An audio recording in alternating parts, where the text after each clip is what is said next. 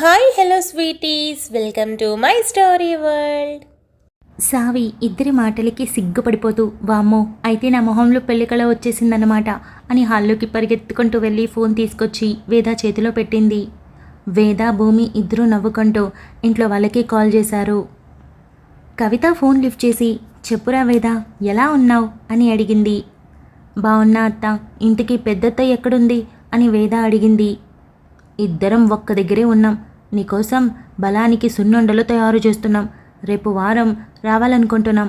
అందుకే రోజుకో పిండి వంట లెక్కన నీకు మంచి బలాన్ని ఇచ్చేవి చేయడంలో బిజీ అయిపోయాం అని కవిత చెప్పింది. సరే, నువ్వు స్పీకర్ ఆన్ చేసుకొని లైన్లో ఉండు. నేను ఇద్దరు మామయ్యలకి అలాగే నాన్నకి కాల్ చేసి కాన్ఫరెన్స్ పెడతాను అని వేద అనింది. సరేరా అని కవిత స్పీకర్ ఆన్ చేసి ఫోన్ కవితకి సుప్రజకి మధ్యలో పెట్టింది. వేద బాలరాజుకి కాల్ చేయగానే సంతోషంతో లిఫ్ట్ చేసి, వేదమ్మ బాగున్నావరా అని అడిగాడు. నాన్న బాగున్నాను. నువ్వు ఎవరితో ఉన్నావు? చిన్న మామయ్యతో ఉన్నావా, పెద్ద మామయ్యతో ఉన్నావా అని వేద అడిగింది. ఇద్దరూ నాతోనే ఉన్నారా అని బాలరాజు అనడంతో, సరే సరే నువ్వు స్పీకర్ ఆన్ చే. నేను కవిత అత్తయ్యని సుప్రజ అత్తయ్యని కాన్ఫరెన్స్లో పెడతాను. అందరితో ఒక ముఖ్యమైన విషయం మాట్లాడాలి అని వేద చెప్పింది. అలాగే, ఒక్క నిమిషం అని బాలరాజు స్పీకర్ ఆన్ చేసి రఘుని, సుందరంని దగ్గరికి పిలిచాడు. వేద అందరినీ కాన్ఫరెన్స్లో తీసుకోవడంతో ఒక్కసారిగా ఎలా ఉన్నావు వేద అంటూ అందరూ అడిగారు. ఇదిగో ఇక్కడ మీ వేద చాలా బాగుంది. ముందు అక్క మాట్లాడాలని అంటుంది కదా, అదేంటో వినండి, తర్వాత మీ పరామర్శలు అని భూమి అనింది. భూముడా, నువ్వు అక్కడే ఉన్నావారా అని రఘు అన్నాడు. మామా, అక్కను చూసుకోవడానికి వచ్చాను. ముందు విషయం వినండి మీరు అని భూమి నీరసం ఏడుపు మొహంతో అనింది. సరే సరే చెప్పురా వేద అని రఘు అన్నాడు. దానితో అందరూ ఏం చెప్తుందా అని చెవులు రిక్కించి మరీ వింటూ ఉన్నారు. మరేం లేదు, సావికి కూడా పెళ్లి చేసేయొచ్చు కదా అని వేద అనింది. దానికి అప్పుడే ఏం వయసు వచ్చిందని, పైగా దాని కోతి చేష్టలు ఇంకా అలాగే ఉన్నాయి. పెళ్లి చేస్తే వాళ్ళ అత్త మామ రోజు గొడవకి ఇంటి మీదకొస్తారు అని కవిత అనింది. సావి ఫోన్ వైపు గుర్రుగా చూస్తూ మూతి అటు ఇటు 10 సార్లు తిప్పింది. భూమి గట్టిగా నవ్వేస్తూ, అదేంటత్తా, మా ఇద్దరిది ఒకే వయసు కదా, మరి నాకు పెళ్ళైపోయింది కదా, దానికి కూడా చేయాల్సిందే అని భూమి అనింది. సరే, ఇప్పుడే కదా చెప్తున్నారు, ఇంకా మనం సంబంధాలు చూడాలి, వాళ్ళల్లో మంచి అబ్బాయి ఎవరో కనుక్కోవాలి, పెళ్లి చూపులు చూడాలి, అందులో మన సావికి పిల్లాడు నచ్చాలి, ఇంకా చాలా రోజులు పడుతుంది కదా అని రఘు అన్నాడు. అవసరం లేదు, సావికి నచ్చినవాడు, మెచ్చినవాడు, అందగాడు, స్థితిమంతుడు రెడీగా ఉన్నాడు, ముహూర్తాలు చూడడమే లేటు అని వేద అనింది. ఎవరా అబ్బాయి అని బాలరాజు అడిగాడు. సందీప్ అని వేద చెప్పింది. సందీప్నా? పిల్లాడైతే మంచోడే, గుణవంతుడు కూడా, అయినా దీన్ని ఎలా భరించగలడు? పాపం అమాయకంగా ఉంటాడు పిల్లాడు అని కవిత అనింది. ఊరుకో కవిత, మా సావికేం తక్కువ, ఎంత మంచిది, పైగా చూడు చక్కగా ఉంటుంది, ఆ ఇంట్లోకి కలిసిపోతుంది. పిల్లాడు అమాయకంగా ఉంటే మన పిల్లైన కాపురం మంచిగా నెట్టుకొస్తుంది కదా, ఒకరు గడుసుగా ఉండాలిగా అని సుప్రజ అనింది. అద్దీ పెద్దమ్మంటే సూపర్ పాయింట్ చెప్పింది అని సావి పక్కనే గ్యాస్ బండ మీద కూర్చుంటూ అనింది. భూమి నవ్వుతూ, నిజం, పెద్దత చెప్పింది కరెక్ట్. సందీప్ అన్నకి సావి అంటే చాలా ఇష్టం. మన సావి అల్లరిని అలకని సందీప్ అన్నయ్య మాత్రమే భరించగలడు. మరి విషయం ఏంటంటే, సావి అలిగినా బుజ్జగించేంత సహనం సందీప్ అన్నయ్య దగ్గరే ఉంది. పైగా సావికి కూడా ఇష్టం. అలానే వాళ్ళిద్దరూ ఒకరినొకరు ఇష్టపడిన విషయం హరిప్రసాద్ అంకుల్కి కూడా తెలుసు. అంకుల్కి కూడా సావి అంటే చాలా ఇష్టం అని భూమి చెప్పింది. అవునా? పిల్లాడైతే చాలా మంచివాడే, కుటుంబం కూడా మంచిదే. మీరు ఎలాగో మేఘా, ఆకాష్ కూడా బాగున్నారు అని చెప్తున్నారు కాబట్టి ఇక మన పిల్లని ఆ ఇంట్లో ఇవ్వడానికి పెద్దగా ఆలోచించాల్సిందేమీ లేదు. సరే అయితే, వాళ్ళే ఒకరోజు సావిని చూడడానికి పెళ్లి చూపులకి ఇంటికి రావాల్సి ఉంటుంది. ఎంత ప్రేమించుకున్న ఆడపిల్ల వాళ్ళ మనం వెళ్ళి అడగకూడదు కదా అని రఘు అన్నాడు. మామ, అది సాంప్రదాయం కాబట్టి మీరు వచ్చి అసలు విషయం ఏంటన్నది అంకుల్తో ఒకసారి మాట్లాడితే వాళ్ళు పెళ్లి చూపులకి మన ఇంటికి వస్తారు. ఇక్కడ అన్నీ అయ్యాక మనం వాళ్ళ ఇంటికి ఒకసారి వెళ్దాం, అది కూడా సాంప్రదాయమే కదా అని వేద అనింది. భూమి ఆలోచించి, మామ ఒక ఐడియా, ఇవన్నీ అక్కర్లేదు కానీ నేనే వెళ్ళి హరిప్రసాద్ అంకుల్తో విషయం మాట్లాడేస్తాను. అంకుల్కి ఆల్రెడీ ఈ విషయం తెలుసు కాబట్టి, ఇష్టం కాబట్టి పెళ్లి చూపులకి ఇంటికి వచ్చేస్తారు. మీరంతా హైదరాబాద్కి ఎప్పుడు వస్తారో చెప్పండి అని భూమి అడిగింది. రేపు వారంలో వరుణ్ అవుట్డోర్ షూట్కి వెళ్తానని చెప్పాడు. మమ్మల్ని హైదరాబాద్ రమ్మన్నాడు. ఎలాగో వేద నెల తప్పిందని మీ అత్తయ్య వాళ్ళు కూడా పిండి వంటలు అవి చేస్తున్నారు కాబట్టి ఒక వారంలో వచ్చేస్తాంరా, 10 రోజులు అక్కడే ఉంటాం అని రఘు చెప్పాడు. అయితే సెట్, నేను హరిప్రసాద్ అంకుల్తో మాట్లాడేస్తాను. మీరు వచ్చాక ఇక్కడికి అంకుల్ని, ఆంటీని, మేఘా, ఆకాష్ అందరినీ పెళ్లి చూపులకి రమ్మని చెప్తాం అని భూమి అనింది. ఐడియా బాగానే ఉంది. మళ్ళీ ఊరి వరకు అంటే వేద కూడా ప్రయాణం చేయాలి కదా, ఇబ్బంది అవుతుంది. వద్దులే, హైదరాబాద్లోనే పెళ్లి చూపులు పెట్టుకుందాం అని సుందరం అన్నాడు. సరే అయితే, ఈ విషయం చెప్పడం కోసమే కాల్ చేశాం. మీరంతా సంతోషమే కదా, బలవంతంగా ఏమీ ఒప్పుకోవడం లేదు కదా అని భూమి మరోసారి క్లారిటీ కోసం అడిగింది. లేదురా, సందీప్ మా అందరికీ బాగా తెలిసిన పిల్లాడు, మంచి పిల్లాడు. ఏ రోజు కూడా ఎవరి పట్ల తక్కువ చేసి మాట్లాడడం అలాంటివి చూసింది లేదు. పైగా నెమ్మదస్తుడు కాబట్టి మన సావిని బాగా గమనించి ప్రేమగా చూసుకుంటాడని అనిపిస్తుంది. ఈ పెళ్లి మా అందరికీ మనస్ఫూర్తిగా ఇష్టమే అని రఘు అన్నాడు. మాకు కూడా ఇష్టమే అని సుందరం, బాలరాజు, కవిత, సుప్రజ అందరూ చెప్పారు. సరే అయితే మేము వంట చేసుకోవాలి, బాయ్ బాయ్ అని భూమి నవ్వుతూ కాల్ కట్ చేసింది. సావి వెంటనే గ్యాస్ బండ దిగి భూమిని, వేదాని గట్టిగా హక్ చేసుకొని థ్యాంక్ యూ సో మచ్ అని అరిచేసింది. అబ్బా, అంత గట్టిగా పట్టుకోకే, ఊపిరి రావట్లేదు. వెళ్ళి నీకు కాబో ఆయన ఉన్నాడు కదా, ఆయన్ని పట్టేసుకో, నువ్వేం చేసినా భరిస్తాడు అని భూమి అనింది. సావి సిగ్గుపడుతూ అర్జెంటుగా ఈ విషయం నేను సందీప్కి చెప్పేయాలి అని హడావిడిగా వెళ్ళబోతుంటే భూమి చెయ్యి పట్టుకొని ఆగవే, సందీప్ అన్నయ్య, వరుణ్ బావ షూటింగ్లో ఉన్నారని తెలుసు కదా, ఎందుకు తొందరపడతావు, సాయంత్రం మాట్లాడు అని చెప్పింది. ఏంటోనే, ఆత్రం తట్టుకోలేకపోతున్నాను అని సావి అనింది. ముగ్గురు సంతోషంతో నవ్వుకుంటూ కబుర్లలో పడిపోయారు. మేఘా, ఆకాష్ ఆఫీస్కి వెళ్ళడంతో ఎవరి వర్క్లో వాళ్ళు చాలా బిజీగా ఉన్నారు. మేఘా పక్కనే ఉన్న తన కొలీగ్ మాటిమాటికి మాట్లాడుతూ కనిపించడంతో అక్కడికి కాస్త దూరంలో ఉన్న ఆకాష్కి అది అస్సలు నచ్చలేదు. అమాయకంగా కనిపించే ఆకాష్లో సూటిగా మాట్లాడే తనం కూడా ఉండడంతో నేరుగా అక్కడి నుండి లేచి వెళ్ళి, మేఘా నీతో మాట్లాడాలి, క్యాంటీన్కి వెళ్దామా అని అడిగాడు. సడన్గా వచ్చి పిలవడంతో అర్థం కాని మేఘా ఏదైనా ఇంపార్టెంట్ విషయం ఏమోనని లేచి ఆకాష్ వెంట వెళ్ళింది. ఆకాష్ వెనుక నడుస్తున్న మేఘాకి ఆకాష్ నడకలో కూడా కోపం కనిపించింది.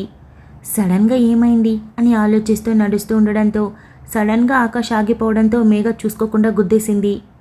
ఏంటి ఆకాష్, నువ్వు చెప్పి ఆగొచ్చు కదా, చూడు నా తల ఎంత గట్టిగా తగిలిందో అని రుద్దుకుంటూ అనింది. అవును, నీ పక్కన కూర్చున్నవాడెవడు అని ఆకాష్ అడిగాడు. అదేదో అడిగితే అక్కడే పరిచయం చేసి ఉంటాను కదా, తన పేరు ప్రశాంత్, 2 years నుండి ఇక్కడే వర్క్ చేస్తున్నాడు. ఇది అడగడానికి ఇక్కడికి తీసుకొచ్చావా అని మేఘా అనింది. కాదు, వాడు నీతో పదే పదే ఎందుకు మాట్లాడుతున్నాడు, వాడికి పనేం లేదా అని ఆకాష్ అడిగాడు. అంటే అది కాస్త వర్క్ గురించి, కాస్త ఎంటర్టైన్మెంట్ పర్పస్, అంటే కంటిన్యూగా వర్క్ చేయలేం కదా, అందుకే అనుకుంటా అని మేఘా సమాధానం మెల్లగా చెప్పింది. కాదు, వాడి మాటల్లో ఇంటెన్షన్ నాకు వేరేగా కనిపిస్తోంది. వర్క్ కన్నా వాడికి నువ్వే ఇంపార్టెంట్ లాగా కనిపిస్తున్నావు, తెలుసా నీకు అని ఆకాష్ అడిగాడు. తెలీదు అని మేఘా అమాయకంగా తల ఊపుతూ చెప్పింది. ఆకాష్ గట్టిగా ఊపిరి పీల్చుకుని వదిలి, వాడితో మాట్లాడడం తగ్గించి వర్క్ చేసరేనా, నాకు వాడు అసలు నచ్చలేదు, నువ్వు మాట్లాడకూడదు అని ఆకాష్ చెప్పాడు. ఎందుకు మాట్లాడకూడదు, తను నాకు ఎప్పటి నుండో తెలుసు కదా అని మేఘా ఆకాష్ ఎక్స్ప్రెషన్స్ని గమనిస్తూ అడిగింది. అయితే ఏంటి మాట్లాడతానంటావు, వెళ్ళి మాట్లాడు అని ఆకాష్ అక్కడి నుండి 2 అడుగులు వేసి వెళ్ళబోయాడు. మేఘా వెంటనే ఆకాష్ చేయి పట్టుకొని ఒక్క నిమిషం అని అనింది. ఏంటి అని ఆకాష్ మేఘా వైపు చూడకుండానే అడిగాడు. నా వైపు చూడు, మాట్లాడుతుంది నేను కదా అని మేఘా అనడంతో ఆకాష్ తిరిగి మేఘా వైపు చూశాడు. నేను వాడితో మాట్లాడను, అంటే ఒక్కసారిగా మానేస్తే బాగోదు కదా, కొంచెం కొంచెం మానేస్తాను. వీలైతే వసంతతో మాట్లాడి నా ప్లేస్ని నీ పక్కకి షిఫ్ట్ చేసుకుంటాను, నీకు ఓకేనా అని మేఘ చిన్నపాటి నవ్వుతో అడిగింది. ఆకాష్ మొహంలో సడన్గా ప్రశాంతత వచ్చేయడంతో మేఘాకి అర్థమై ఏంటి సమాధానం చెప్పు అని అడిగింది. అలాగే అని కాస్త నవ్వుతూనే అన్నాడు. జలస్ కదా నీకు అని మేఘ నడుస్తూ అనింది. ఆకాష్ తడబడిపోతూ అప్పటి వరకు తానేం చేసిందో గుర్తు చేసుకొని ఏంటిలా చేసా అని మనసులో అనుకొని, అదేం కాదు, వాడి ఇంటెన్షన్ పెద్దగా నచ్చలేదు, నువ్వు కాస్త సేఫ్గా ఉంటావని సలహా ఇచ్చాను అంతే అని వెళ్ళి తన ప్లేస్లో కూర్చొని వెళ్ళు వర్క్ సంగతి చూడు అని అన్నాడు. మేఘ మనసులోనే చాలా ఖుషి అయిపోతూ, ఒక మనిషి నిజంగా మనల్ని ప్రేమిస్తే ఆ ఫీలింగ్ ఇంత బాగుంటుందా, నాకు అస్సలు తెలియలేదు.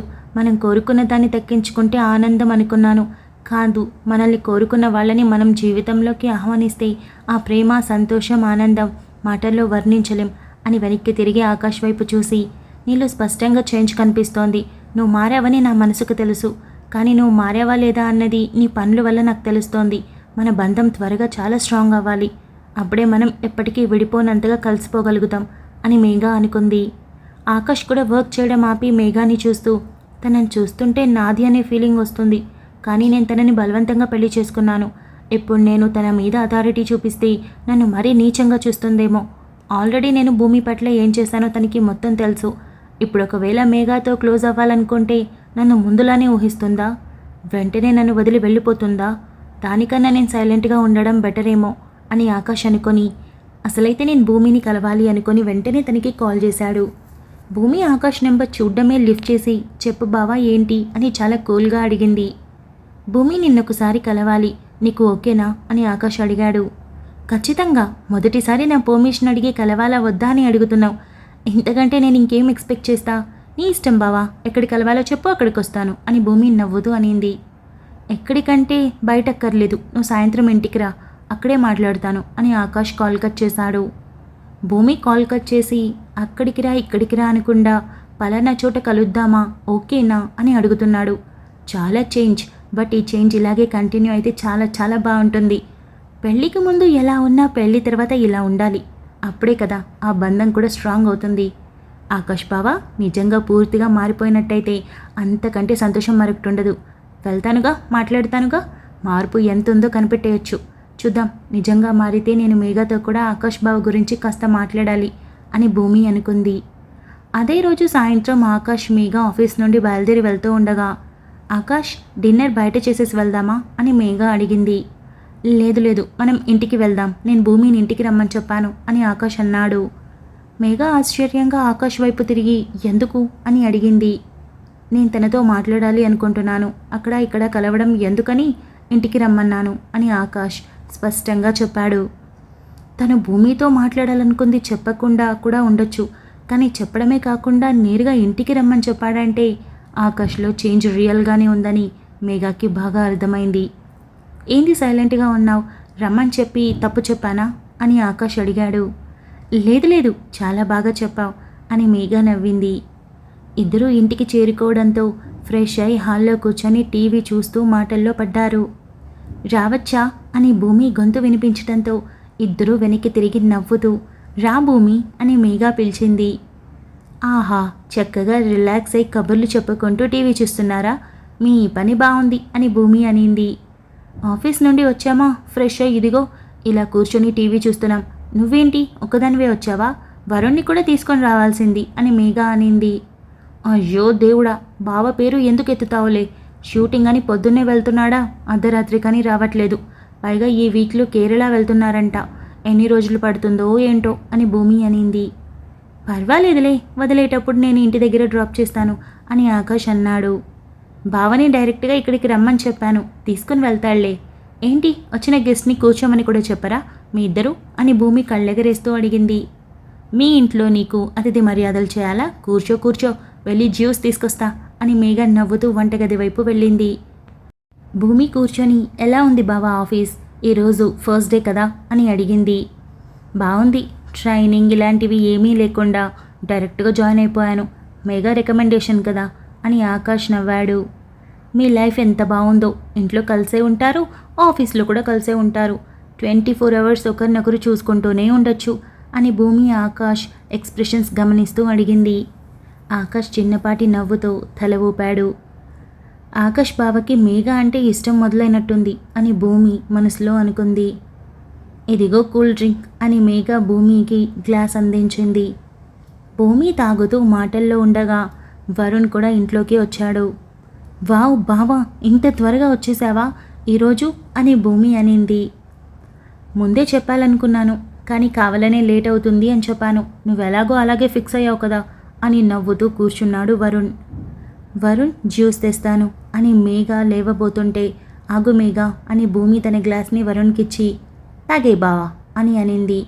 వరుణ్ కొంచెం తాగి చాలు చాలు అని గ్లాస్ భూమికిచ్చి, ఇల్లు బాగుంది, చక్కగా సర్దుకున్నారు, సరిపడా వస్తువులు కూడా తీసుకున్నారు అని వరుణ్ అన్నాడు. అవును వరుణ్, మొన్ననే షాపింగ్ చేసి ఇవన్నీ కొని నిన్న లీవ్ పెట్టి అన్నీ సర్దాం. అవును, ఇంతకీ తమరు షూటింగ్ ఎలా జరుగుతుంది, అంతా ఓకే కదా, మెంటల్ టెన్షన్ ఏం లేదు కదా అని మేఘ అడిగింది. ఉంది మేఘ, ఫస్ట్ మూవీ కదా, మమ్మల్ని నమ్మి ప్రొడ్యూసర్ చాలా అమౌంట్ ఇన్వెస్ట్ చేస్తున్నాడు, పైగా అనుకున్న దానికన్నా కూడా బడ్జెట్ పెరిగే అవకాశాలు చాలా ఎక్కువ ఉన్నాయి. మేమేమో న్యూ కమర్స్, మరి పబ్లిక్ ఎలా రిసీవ్ చేసుకుంటారో తెలియడం లేదు. కేవలం కంటెంట్ మీద నమ్మకంతో ధైర్యంగా వెళ్ళిపోతున్నా అని వరుణ్ చెప్పాడు.